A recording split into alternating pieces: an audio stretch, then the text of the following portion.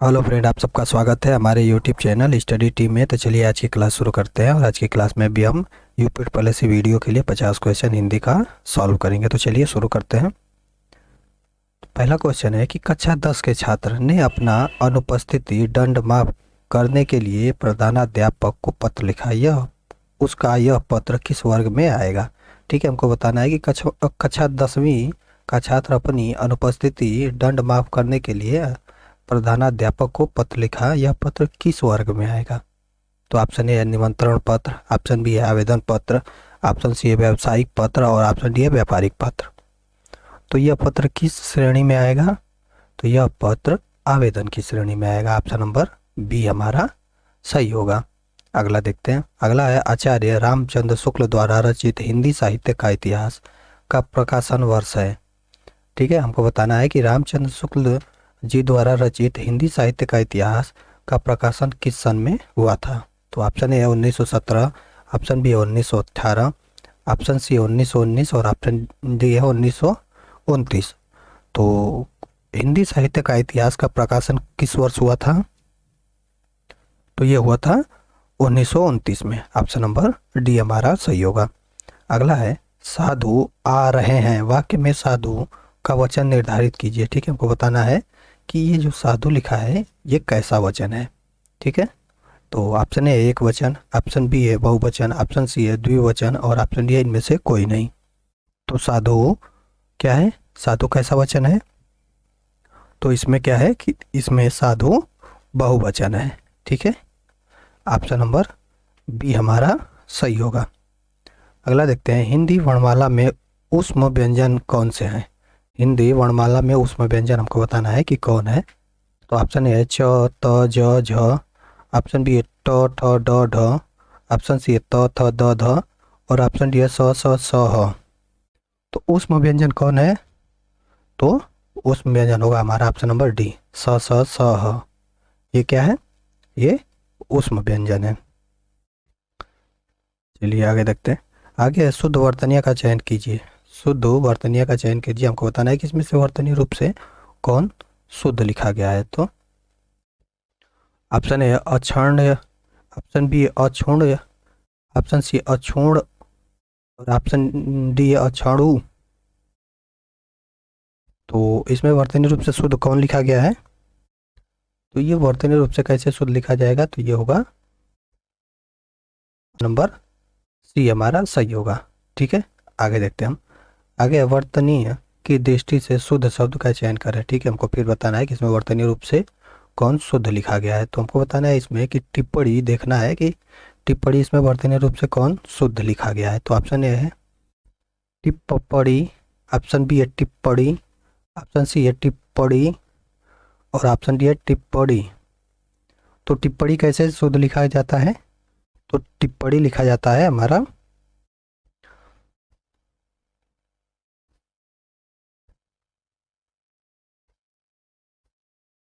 टिप्पणी ड़ में बड़ी की मात्रा होती है। तो कौन सा ऑप्शन सही होगा? तो ऑप्शन होगा हमारा ऑप्शन नंबर डी हमारा सही होगा। ठीक है, चलिए आगे देखते हैं।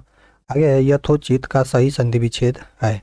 यथोचित का सही संधि विच्छेद क्या होगा हमको बताना है। तो ऑप्शन ए यथो प्लस उचित, ऑप्शन बी है यथा प्लस उ प्लस चित, ऑप्शन सी है यथा प्लस उचित और ऑप्शन डी है यथा प्लस उचित। तो ये यथोचित का सही संधि विच्छेद क्या होगा?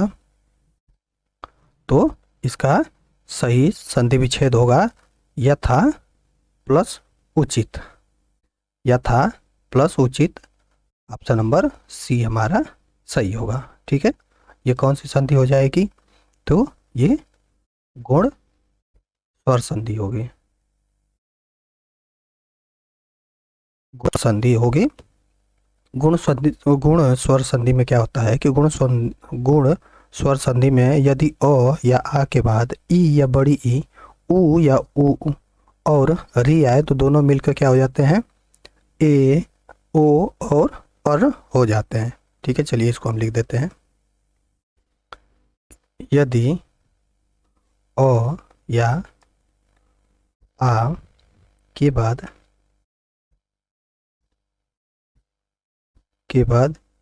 ई या बड़ी ई, ऊ या बड़ा ऊ, और री आए तो दोनों मिलकर क्रमशः ए, ओ और अर हो जाते हैं। ठीक है, ये हो गया हमारा गुण संधि। चलिए आगे देखते हैं हम। आगे ऋग्वेद का संधि विच्छेद क्या है। ठीक है, हमको बताना है कि ऋग्वेद का संधि विच्छेद क्या होगा। तो ऑप्शन ए है ऋग प्लस वेद, ऑप्शन बी है री प्लस वेद, ऑप्शन सी है ऋग प्लस वेद, और ऑप्शन डी है री प्लस गवेद। तो ऋग्वेद का सही संधि विच्छेद क्या होगा। तो ऋग्वेद का सही संधि विच्छेद होगा ऋग प्लस वेद। कौन सा। तो ऑप्शन नंबर ए हमारा सही होगा। ठीक है, तो इजी। इसमें कौन सी संधि हो जाएगी। तो इसमें होगी व्यंजन संधि। ठीक है, तो इसमें व्यंजन संधि होगा। चलिए आगे देखते हैं हम। आगे है नेत्रहीन किस समास का उदाहरण है। नेत्रहीन किस समास का उदाहरण है वो बताना है। तो ऑप्शन ए है द्वंद्व, ऑप्शन बी है कर्मधारय है, ऑप्शन सी है बहुब्रीहि, और ऑप्शन डी है तत्पुरुष। तो कौन सा ऑप्शन सही होगा।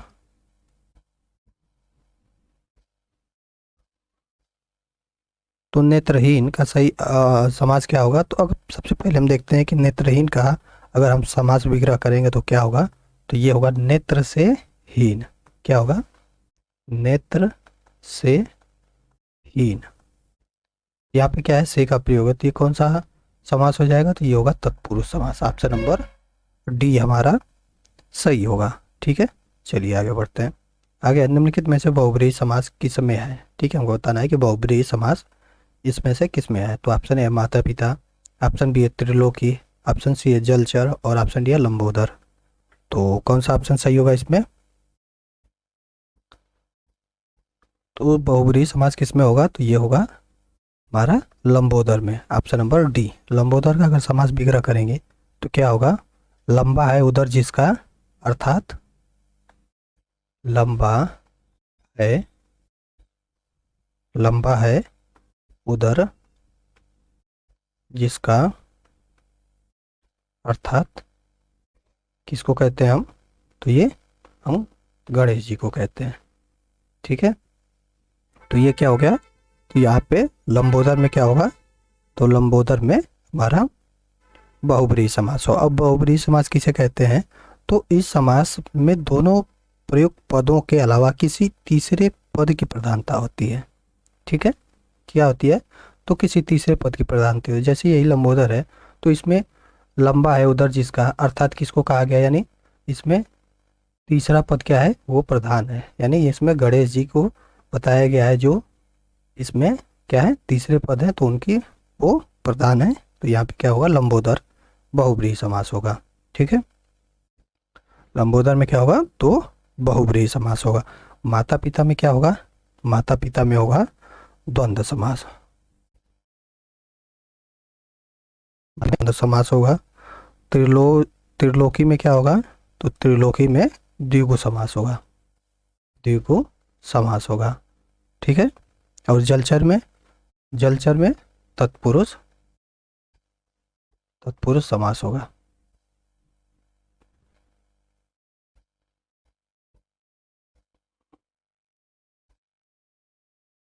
समास। ठीक है, आगे बढ़ते हैं। आगे आगमन में उपसर्ग है। आगमन में कौन सा उपसर्ग है हमको बताना है। तो ऑप्शन ए है आ, ऑप्शन बी है अ, ऑप्शन सी है आग, और ऑप्शन डी है मन। तो आगमन में उपसर्ग क्या लगा है। तो इसमें लगा है आ उपसर्ग। ऑप्शन नंबर ए हमारा सही होगा। आगे देखते हैं। आगे सरकार शब्द में कौन सा उपसर्ग लगा है। सरकार शब्द में कौन सा उपसर्ग बताना है। तो ऑप्शन ए है स, ऑप्शन बी है सर, ऑप्शन सी है कार, और ऑप्शन डी है सरक। तो कौन सा ऑप्शन सही होगा? सरकार में कौन सा उपसर्ग लगा है? तो सरकार में क्या है? सर उपसर्ग लगा है। ऑप्शन नंबर बी हमारा सही होगा। आगे देखते हैं हम। आगे है कड़वाहट शब्द में प्रत्यय है। कड़वाहट शब्द में हमको प्रत्यय बताना है। तो ऑप्शन ए है हट, ऑप्शन बी है ट, ऑप्शन सी है आहट और ऑप्शन डी है आ। तो कड़वाहट में प्रत्यय क्या है? तो कड़वाहट में प्रत्यय है आहट। ऑप्शन नंबर सी सही होगा। अगला है कौन सा शब्द तत्सम नहीं है? ठीक है, तत्सम कौन नहीं है वो बताना है। तो ऑप्शन ए घृत, ऑप्शन बी है अतीन, ऑप्शन सी है दुग्ध और ऑप्शन डी है आंसू। तो इसमें तत्सम कौन नहीं है? तो इसमें क्या है? आंसू जो है ये तत्सम नहीं है। क्या है ये? तद्भव है। आंसू ये तद्भव है। ठीक है, आंसू तद्भव है। इसका तत्सम रूप क्या होगा? तो इसका तत्सम रूप होगा अश्रु। ठीक है, और बाकी ये सब तत्सम है। अगला है निम्नलिखित शब्दों में से तद्भव शब्द चिन्हित करें। ठीक है, तद्भव शब्द बताना है कि कौन इसमें तद्भव शब्द है। तो ऑप्शन ए है गोसाई, ऑप्शन बी है जाड्य, ऑप्शन सी है संतापन और ऑप्शन डी है विक्षोभ। तो इसमें तद्भव कौन सा होगा? तो इसमें तद्भव होगा गोसाई। गोसाई क्या है ये तद्भव है। इसका तत्सम क्या होगा? तो इसका तत्सम होगा गोस्वामी। ठीक है, तो इसका तत्सम क्या होगा? गोस्वामी होगा। ढीठ शब्द का तत्सम है। ढीठ शब्द का तत्सम क्या है हमको बताना है। तो ऑप्शन ए दृष्ट, ऑप्शन बी है पुष्ट, ऑप्शन सी है दृश्य और ऑप्शन डी है घृष्ट। तो ढीठ शब्द का तत्सम क्या होगा? तो ढीठ शब्द का तत्सम होगा क्या होगा? घृष्ट। ऑप्शन नंबर डी हमारा सही होगा। ठीक है, आगे बढ़ते हैं। आगे निम्नलिखित में से तद्भव शब्द नहीं है। ठीक है, हमको बताना है कि कौन इसमें से तद्भव शब्द नहीं है। तो ऑप्शन ए है राजा, ऑप्शन बी है खेत, ऑप्शन सी है किसान और ऑप्शन डी है दाहिना। तो इसमें तद्भव कौन नहीं है? तो कौन इसमें ऑप्शन सही होगा? तो ये होगा राजा। ऑप्शन नंबर ए हमारा सही होगा। ठीक है, चलिए आगे देखते हैं हम। आगे है कवि शब्द में कौन सी संज्ञा है। ठीक है, हमको बताना है कि कवि शब्द में कौन सी संज्ञा है। तो ऑप्शन ए व्यक्तिवाचक, ऑप्शन बी है जातिवाचक, ऑप्शन सी है द्रव्यवाचक और ऑप्शन डी है भाववाचक। तो कौन सा ऑप्शन सही होगा इसमें? तो कवि में कौन सी संज्ञा है? तो कवि में जातिवाचक संज्ञा है। ऑप्शन नंबर बी हमारा सही होगा। जातिवाचक संज्ञा किसे कहते हैं? तो जिन संज्ञाओं से एक ही प्रकार की वस्तु अथवा व्यक्तियों का बोध हो उसे हम जातिवाचक संज्ञा कहते हैं। जिन संज्ञाओं से एक ही प्रकार की वस्तुओं अथवा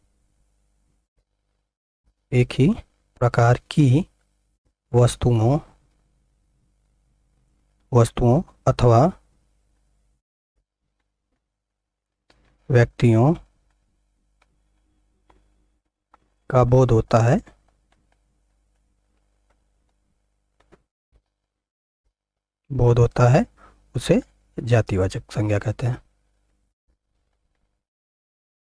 जातिवाचक संज्ञा कहते हैं।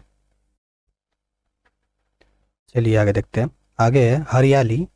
हरियाली हमको बताना है कि हरियाली में क्या है। तो ऑप्शन ए है जातिवाचक संज्ञा, ऑप्शन बी है समूहवाचक संज्ञा, ऑप्शन सी है भाववाचक संज्ञा और ऑप्शन डी है विशेषण।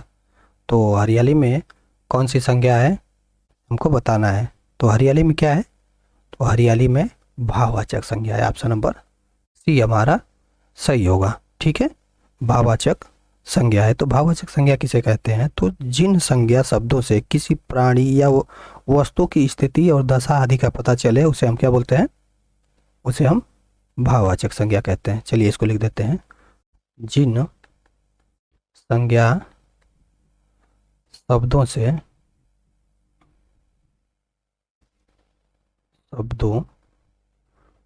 किसी प्राणी या वस्तु की स्थिति और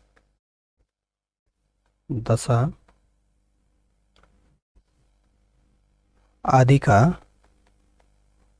का पता चलता है, उन्हें हम भाववाचक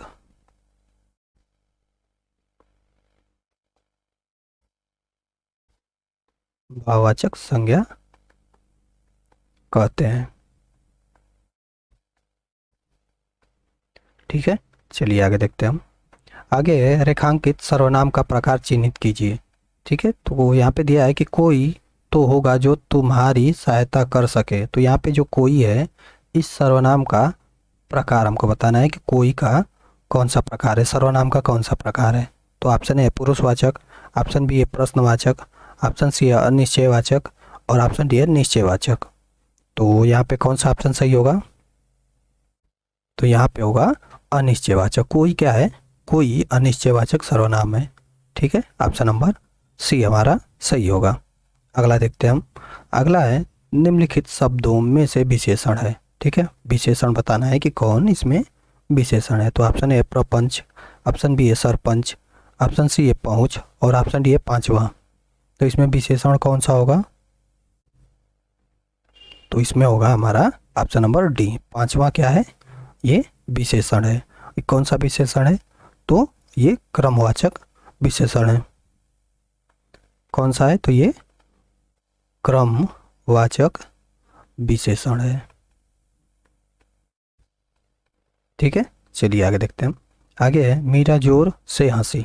मीरा जोर से हंसी, यह वाक्य किस प्रकार का समुचित उदाहरण है? मीरा जोर से हंसी, यह किस प्रकार, यह वाक्य किस क्रिया का समुचित उदाहरण है, हमको बताना है। तो ऑप्शन ए अकर्मक क्रिया, ऑप्शन बी है प्रेरणार्थक, ऑप्शन बी है द्विकर्मक और ऑप्शन डी है सकर्मक। तो मीरा जोर से हंसी, इसमें कौन सी क्रिया है?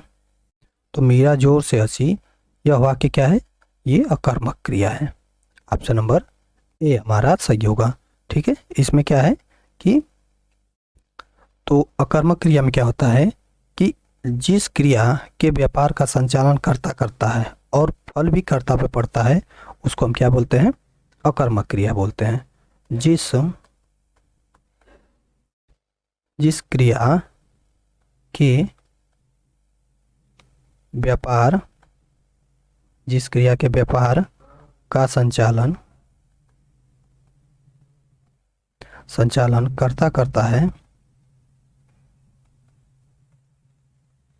कर्ता करता है और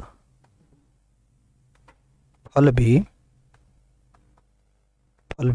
किस पे पड़ता है? कर्ता पर पड़ता है, उसे हम अकर्मक क्रिया कहते हैं।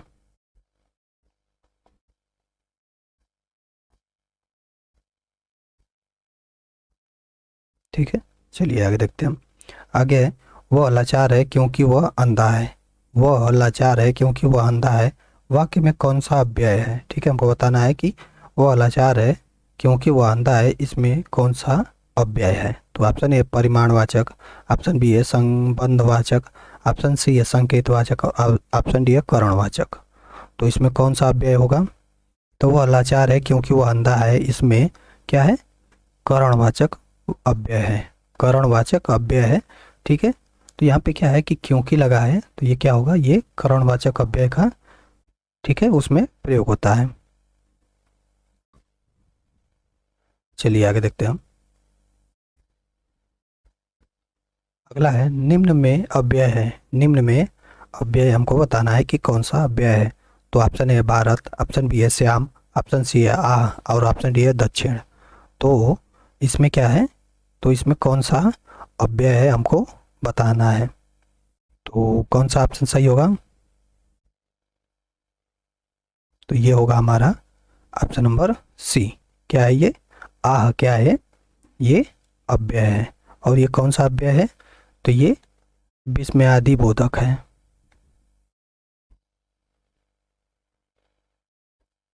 इसमें आदि बोधक अव्यय है।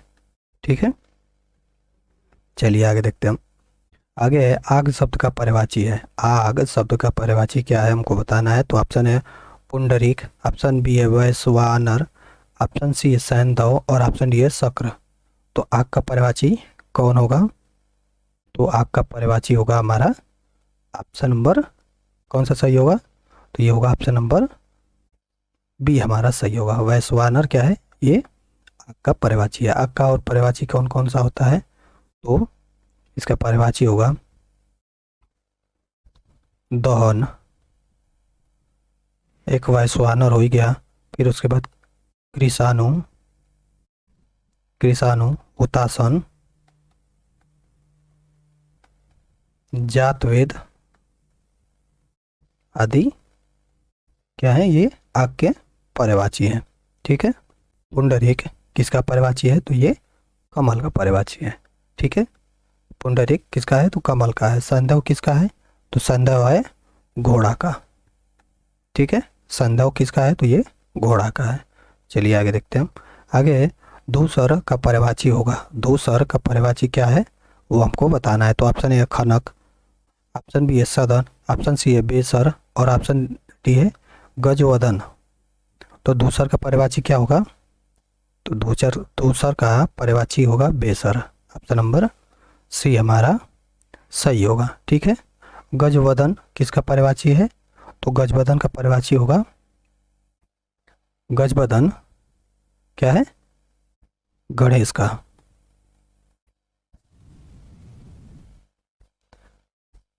खनक किसका है? तो खनक चोर का है। ठीक है, खनक किसका है? तो चोर का है। और सदन किसका है? तो सदन किसका है? तो सदन घर का है। ठीक है, चलिए आगे देखते हैं हम। असीम का विलोम है। असीम का विलोम हमको बताना है कि असीम का विलोम क्या है। तो ऑप्शन ए है ससीम, ऑप्शन बी है सीम, ऑप्शन सी है सुसीम और ऑप्शन डी है संकुचित। तो असीम का विलोम क्या होगा? तो असीम का विलोम होगा ससीम, पर ए हमारा सही होगा, ससीम। अगला है भोगी का विलोम है। भोगी का विलोम हमको बताना है कि भोगी का विलोम क्या है। तो ऑप्शन ए है अभागा, ऑप्शन बी है भाग्यवान, ऑप्शन सी है योगी और ऑप्शन डी है कष्टप्रद। तो भोगी का विलोम क्या होगा? तो भोगी का विलोम होगा योगी। ऑप्शन नंबर सी हमारा सही होगा। ठीक है, चलिए आगे देखते हैं हम। आगे पक्षी पेड़ों पर अपना डैश डैश बनाते हैं, सही शब्द भरिए। ठीक है, यहाँ पे सही शब्द भरना है। तो पक्षी पेड़ों पर अपना क्या बनाते हैं? तो ऑप्शन ए नीर, ऑप्शन बी है नीम, ऑप्शन सी है नीड़ और ऑप्शन डी है नींद। ठीक है, तो कौन सा ऑप्शन सही होगा? तो पक्षी पेड़ों पर अपने क्या बनाते हैं? घोंसला बनाते हैं। तो घोंसले को हम क्या बोलते हैं? तो नीड मीन्स क्या होता है? घोंसला होता है। ऑप्शन नंबर सी हमारा सही होगा। घोंसला क्या होता है? इसका माने घोंसला होता है। ठीक है, नीर का अर्थ क्या होता है? तो इसका अर्थ होता है जल। ठीक है, नीर का अर्थ क्या होता है? तो जल है। नीम क्या है? एक पौधा है। अगला देखते हैं हम। अपने डैश डैश के लिए लड़ना धर्म है, रिक्त स्थान के लिए उचित शब्द चुने। ठीक है, यहाँ पे हमको भरना है कि क्या भरा जाएगा। तो ऑप्शन ए सत्व, ऑप्शन बी है स्वत्व, स्वत्व और ऑप्शन सी है सम्मति और ऑप्शन डी है सम्मत। तो अपने डैश डैश के लिए लड़ना धर्म है, यहाँ पे क्या भरा जाएगा? तो यहाँ पे होगा स्वत्व। ऑप्शन नंबर बी हमारा सही होगा। आगे देखते हैं हम।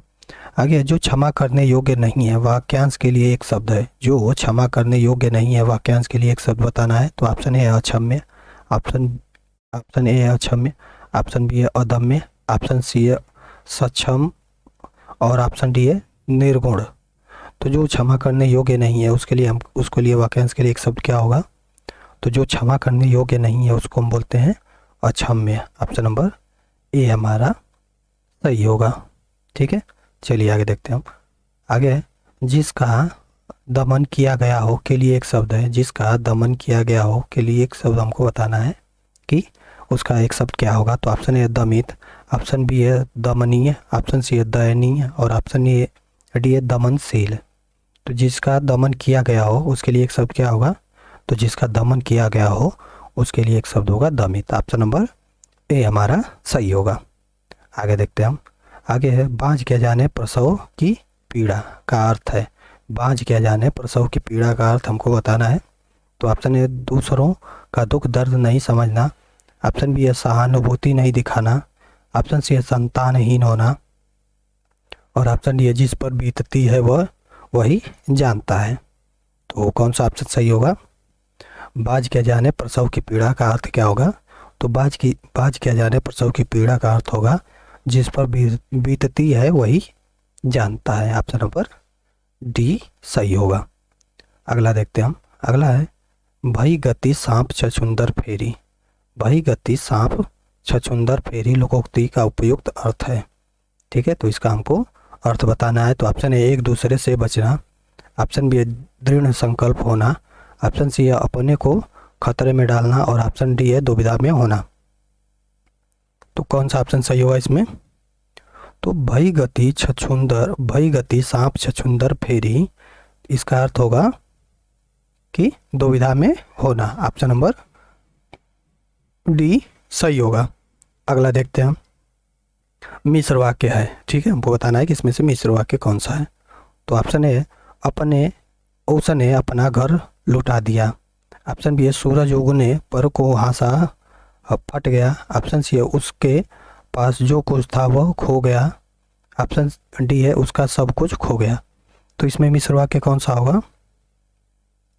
तो इसमें मिश्र वाक्य होगा उसके पास जो कुछ था वह खो गया। ऑप्शन नंबर सी सही होगा। अगला है इनमें से कौन सा वाक्य संदेहवाचक है। ठीक है, संदेहवाचक बताना है कि कौन सा संदेहवाचक है। तो ऑप्शन ए दया शंकर शिवपुर में रहता है। ऑप्शन बी है राजेंद्र आलमपुर में रहता है। और ऑप्शन सी है शायद सुरेंद्र इगतपुरी में रहता है। और ऑप्शन डी है क्या शंकर रामनगर में रहता है। तो इसमें कौन सा ऑप्शन सही होगा? तो यहाँ पे शायद लिखा है, तो यहाँ पे क्या हो रहा है, संदेह है। तो ऑप्शन नंबर सी हमारा सही होगा कि शायद सुरेंद्र इगतपुरी में रहता है। ऑप्शन नंबर सी सही होगा। अगला देखते हैं हम। अगला निम्नलिखित में से शुद्ध वाक्य का चयन कीजिए। हमको शुद्ध वाक्य बताना है कि इसमें कौन शुद्ध वाक्य है। तो ऑप्शन ए कृपया करके खुले पैसे दें। ऑप्शन बी है कृपया खुले पैसे देने की कृपा करें। ऑप्शन सी है कृपया खुले पैसे दें। और ऑप्शन डी है कृपया करके खुले पैसे देने की कृपा करें। तो कौन सा ऑप्शन सही होगा इसमें? कौन इसमें शुद्ध वाक्य है? तो इसमें हमारा शुद्ध वाक्य होगा ऑप्शन नंबर सी, कृपया खुले पैसे दें। ठीक है, क्या है कि कृपया खुले पैसे दें। ऑप्शन नंबर सी सही होगा। अगला है निम्नलिखित में से कौन सा भाववाच्य का उदाहरण है। ठीक है, हमको बताना है कि कौन इसमें भाववाच्य का उदाहरण है। तो ऑप्शन ए मैंने पुस्तक पढ़ी। ऑप्शन बी है पुस्तक पढ़ी जाती है। ऑप्शन सी है आम खाया जाता है। और ऑप्शन डी है धूप में चला नहीं जाता। तो इसमें कौन सा ऑप्शन सही होगा? तो इसमें होगा ऑप्शन नंबर डी, धूप में चला नहीं जाता। ये क्या है? ये भाववाच्य है। तो भाववाच्य किसे कहते हैं उसको देख लेते हैं कि क्रिया का वह रूपांतर जिससे क्रिया का वह रूपांतर जिससे क्रिया या भाव की प्रधानता का बोध हो उसे हम भाववाच्य कहते हैं। क्रिया का वह रूपांतर जिसमें क्रिया या भाव की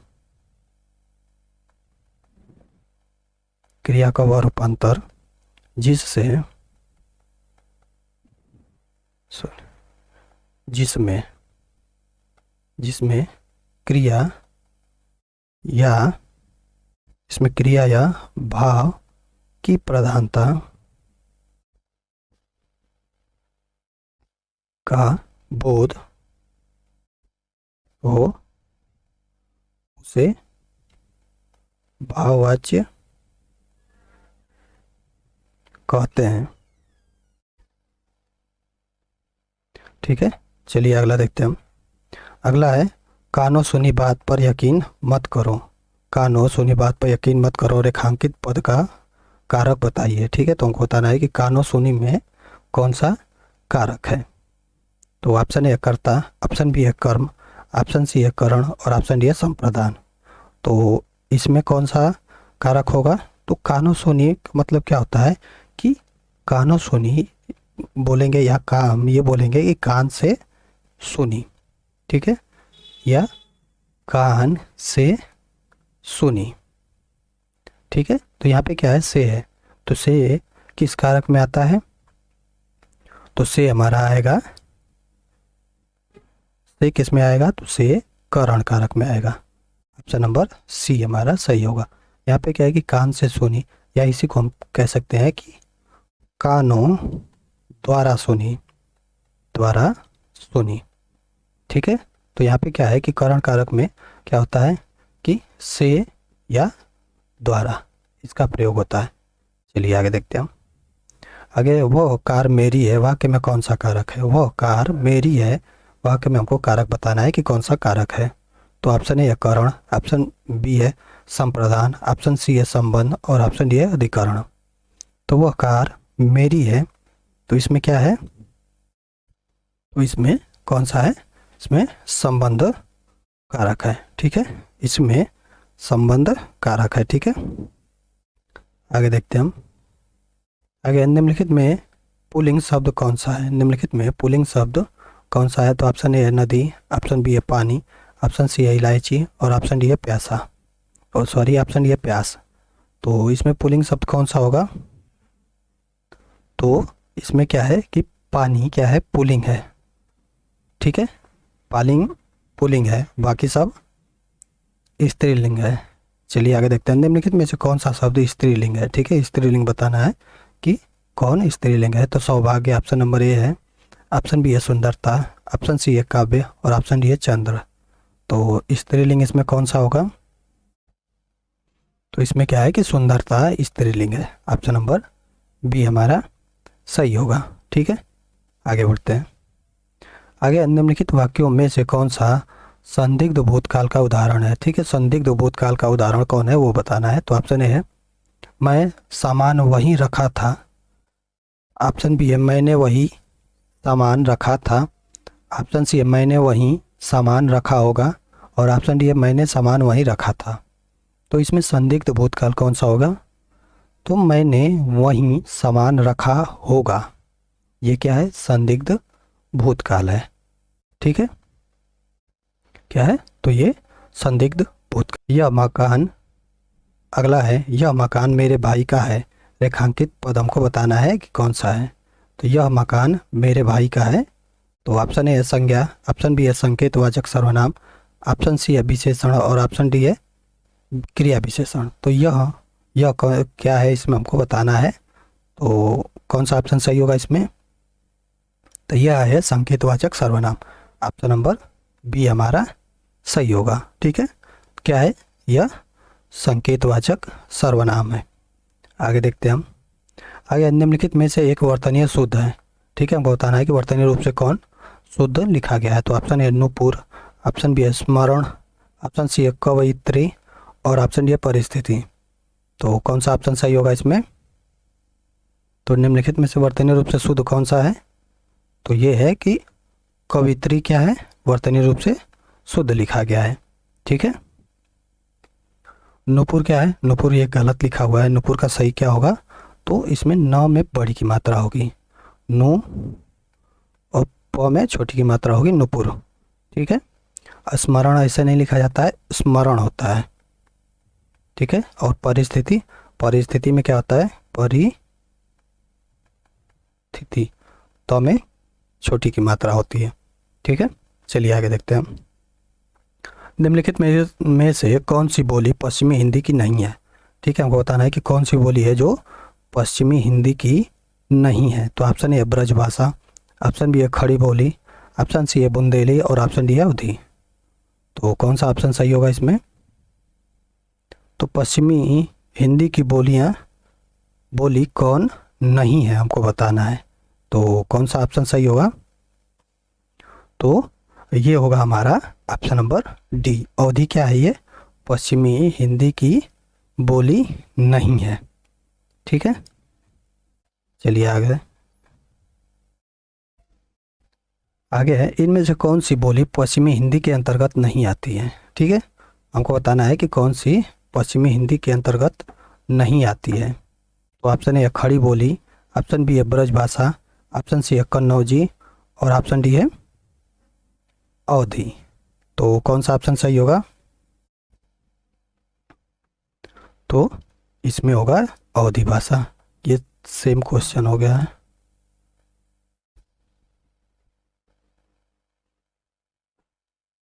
अगला है अधिसूचना का अंग्रेजी अनुवाद है। तो ऑप्शन ए है स्टेटमेंट, ऑप्शन बी है इंडोर्समेंट, ऑप्शन सी है इनक्लोज्ड और ऑप्शन डी है नोटिफिकेशन। तो अधिसूचना का अंग्रेजी अनुवाद क्या होगा? तो अधिसूचना का अंग्रेजी अनुवाद होगा नोटिफिकेशन। ऑप्शन नंबर डी हमारा सही होगा। चलिए आगे देखते हैं। Hiring of accommodation on proposed terms not approved, इसका हिंदी अनुवाद क्या होगा हमको बताना है। तो ऑप्शन ए किराए पर स्थान का अनुमोदन नहीं मिला, ऑप्शन बी प्रस्तावित शर्तों पर स्थान किराए पर लेने का अनुमोदन नहीं मिला, ऑप्शन सी प्रस्ताव शर्त के स्थान किराए का नहीं मिला और ऑप्शन डी प्रस्तावित शर्तों पर स्थान किराए पर अनुमोदन नहीं मिला। तो कौन सा ऑप्शन सही होगा इसमें? तो इसमें होगा कि प्रस्तावित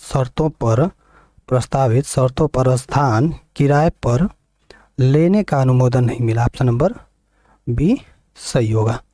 ठीक है, ऑप्शन नंबर बी सही होगा। अगला देखते हैं हम।